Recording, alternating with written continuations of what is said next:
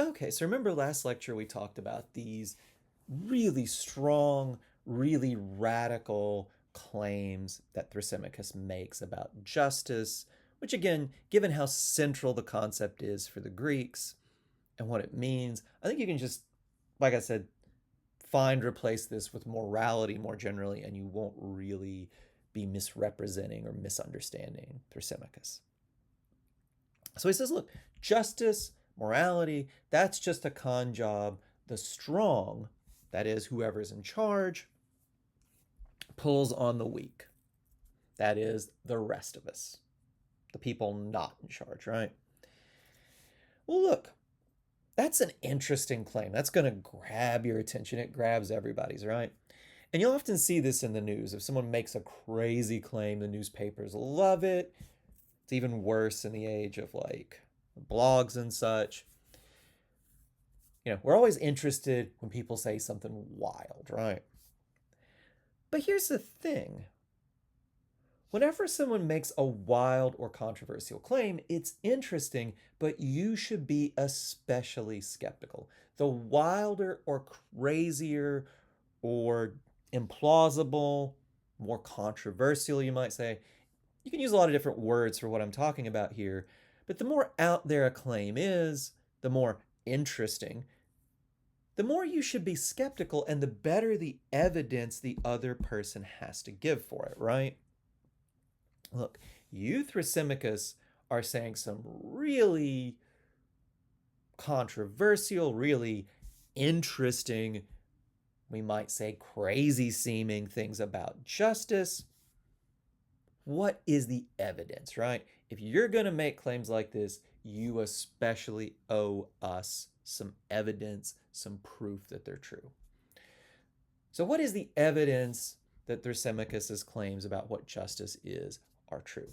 Now, look, Thrasymachus throws out these cases from ancient Greece, from the ancient Greece of he and Plato, or he and Socrates' day, right? And look, I could sit up here, or actually sit here, I'm not sitting up anywhere really, but I could sit here in front of my computer and I could tell you guys, yes, of course, I was familiar with these cases. We learned about them in high school. Ah, King, whatever his name is, right? I'm not going to do that. I'd never heard of these guys either, right? I looked them up. Some question about whether Thrasymachus is presenting the cases accurately. I don't know. I don't care. It's not important, right? Because we can find plenty of cases that seem to give some evidence for the truth of what Thrasymachus says without learning about the weird, minute politics of ancient Greek cities, right? Here's some cases that I think would tend to give a lot of evidence that what Thrasymachus says is true. One of them is if you've ever heard about the divine right of kings. This is something they believed in the Middle Ages, some people even into the modern era. The divine right of kings is basically whoever's in charge in a society, the king, God has put him there. You owe your allegiance to the king because God, right? God's put him there. If you rebel against the king or don't do what the king tells you, you're basically disobeying God himself, right? And look, two things to notice about this. A, it seems obviously stupid. And B, it's very clearly in the benefit of the king, right? Well, now, look, it might seem to you that the king is inbred and not at all smart, or the king is just a flat out thug. Henry VIII is a good example of that. Well, no, but you might think you have reason to like not obey the king, or perhaps even, try him and cut his head off if you could, but no, that would be wrong because God put him there, right? Now, look, I mean, that's just obviously self serving for whoever's in charge, right? The king or his lackeys. It shields them from justified criticism, and they might hope it keeps the king from getting his head lopped off, right? You know, And you might even picture peasants internalizing it. Oh, I have a hard time of it. I'm starving. The lords and the king, they take all my stuff to go fight these wars that don't seem to concern me, or to build these palaces that I don't get to live in. But who am I to question the king, God's representative on earth, right? We look in those cases and we think, you, Mr. Poor, stupid peasant, have been snowed, you have been conned, and not even by a great con, by the people in charge. And that's just what Thrasymachus is talking about, right? Mind you, not all Christians accepted this idea that kings were put there divinely. Calvinists were rather skeptical of it, tended to break down. You know, Calvinists in England even killed a king. But, we can clearly see, at least the way this was interpreted by some groups, you are setting this moral code to benefit and protect yourself, right? Might not see why the king has to take your meager property to go fight someone you've never heard about, or build himself a really lovely house, or why his lackeys need to build themselves lovely houses. But really, not only is that perfectly fine, it would be morally wrong of you to challenge it. Divine right of kings, right? Or think about the moral system of the pre-Civil War South, right? Not only was this system really, really terrible for people who were enslaved, I mean, obviously, right? But it was a terrible system for free people who had to compete with enslaved labor. It benefited nobody except this tiny planter class and, again, their lackeys, right? But you had a lot of people in the Civil War South, pre-Civil War South, who actually went off and fought for this system, right? A lot of poor white people who had nothing to gain by this system being continued. And granted, some of them were drafted and deserted the second they could, right? My ancestors come from Floyd County, which is somewhat proud of having the highest desertion rate in the Civil War. So I like to think my ancestors were smart enough to run off. I haven't traced it back. But a lot of people thought, no, I have a duty to defend my homeland and our way of life, even though, if you think about it, our way of life is not very good for me, right? And there's some problems with the novel, but if you guys ever had to read The Adventures of Huckleberry Finn in high school, this is what I think Twain gets at brilliantly. If you guys have ever read the novel, Huck is this poorest of the poor person in the pre-Civil War South. His father is abusive. He's basically homeless. He is at the bottom of the barrel. And Huck's only true friend is an escaped slave, this guy Jim. And yet Huck feels guilty for helping him. He thinks, well, oh no, I am doing this horrible thing. I am hurting this poor woman who never did anything to me by helping her, slave escape by stealing her property, he thinks.